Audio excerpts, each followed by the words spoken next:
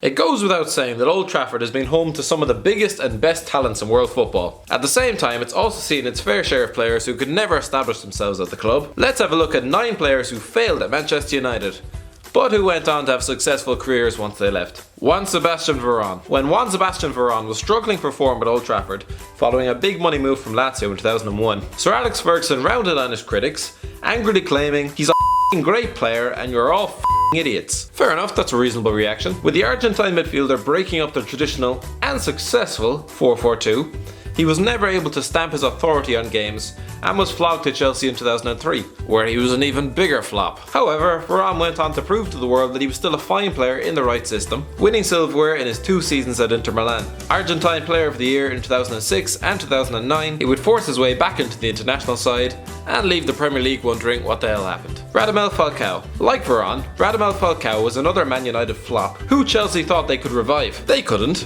Everything about Falcao's transfer to Manchester was bizarre. The £6 million loan deal for one of the world's most lethal strikers, the extortionate wages, the fact that the club already had Rooney and Van Persie up front, but was still playing Ashley Young at left back. It was sad watching one of the world's deadliest finishers stumble aimlessly for a season, scoring 4 times in 26 games. However, now back at Monaco, he silenced those who thought he was finished, scoring 30 goals in 43 games this season, and helping himself to the French title for his troubles. Diego Forlan. Man United fans might still sing Diego Forlan's name, much to Jose Mourinho's bemusement, but there might be a smidgen of irony in their voices when they do.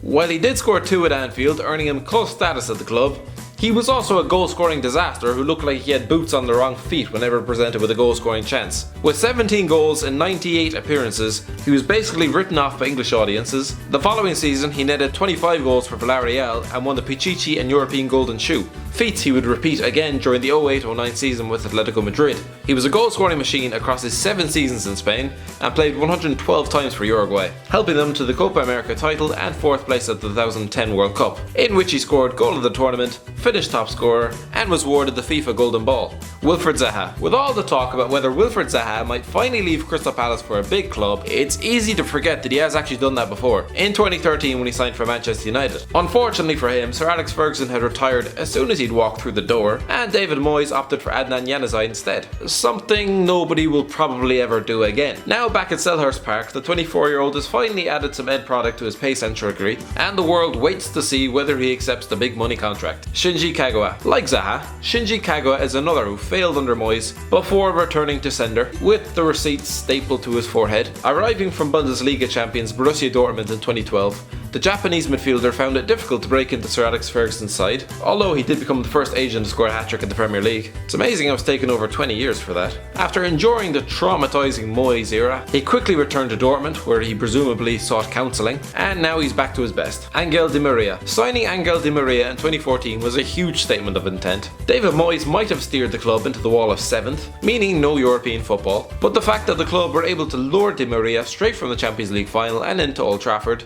showed the pulling power the club still possessed. A world-class attacker, Di Maria did not live up to expectations. Despite a bright start, he soon found it difficult to get to grips with Louis van Gaal's rigid system, had his house broken into, got sent off against Arsenal, and then left for PSG in the summer. If you need a demonstration of whether or not he still got it, just have a look at his exorcism of Barcelona in the Champions League this season. Maybe not the second leg though. Paul Pogba. As we all know, Paul Pogba was carelessly tossed aside by the club as if he was Federico Macheda back in 2012. The club were hilariously forced to buy him back for £90 million 4 years later. In his 4 years at Juventus, he won a Serie A title every season, 2 Coppa Italias, reached the finals of both the Champions League and European Championships, won the Golden Boy Award, FIFA World Cup Best Young Player, and was even the Serie A top assist provider during the 15-16 season.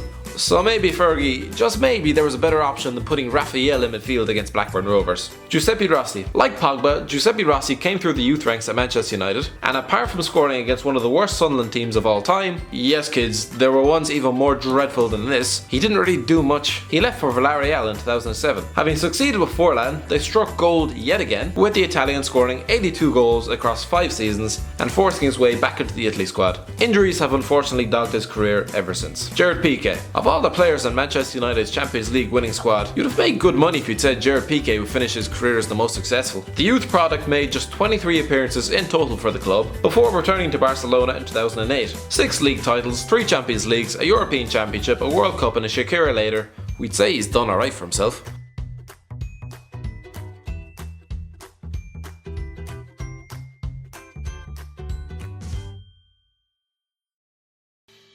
Thanks for watching. Don't forget to like, share and subscribe.